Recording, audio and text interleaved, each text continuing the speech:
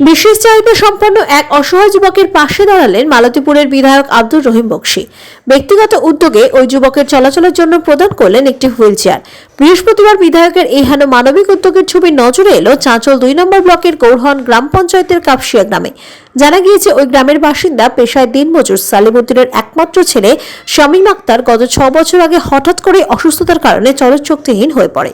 এরপর থেকেই বাড়িতেই শয্যাশায়ী অসহায় অবস্থায় তার দিন কাটছিল।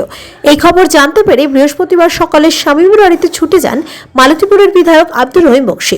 সঙ্গে ছিলেন স্থানীয় গ্রাম পঞ্চায়েত প্রধান শুভেজা খাতুন সহ অন্যান্যরা।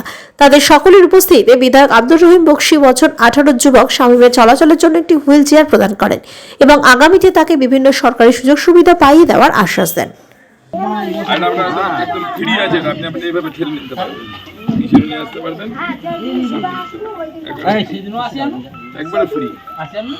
নতুন মাছ একবারে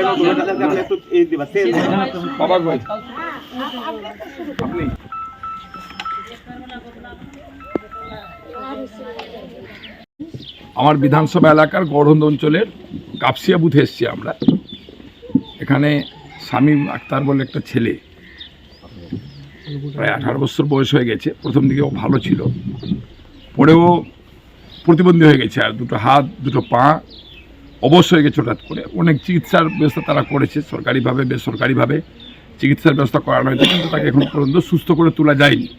সে নিজে চলাফেরা করতে পারে না, খুব দুস্থ গরিব মানুষ, তার বাবা মারা ওর মতো ছেলেটাকে নিয়ে চলছেন আর কি।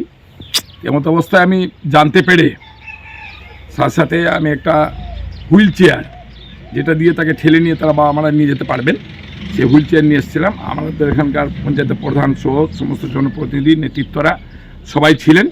তাকে একটা হুইল চেয়ার আমি তুলে দিয়েছি আপাততভাবে, এবং তাকে আরও যা যা সহযোগিতা করতে হবে আমি ডিএম সাহেবের সাথে কথা বলবো, বিডি সাহেবের সাথে কথা বলবো, অন্যান্য সহযোগিতাগুলো যাতে সে পায় তার ব্যবস্থা আমরা করব।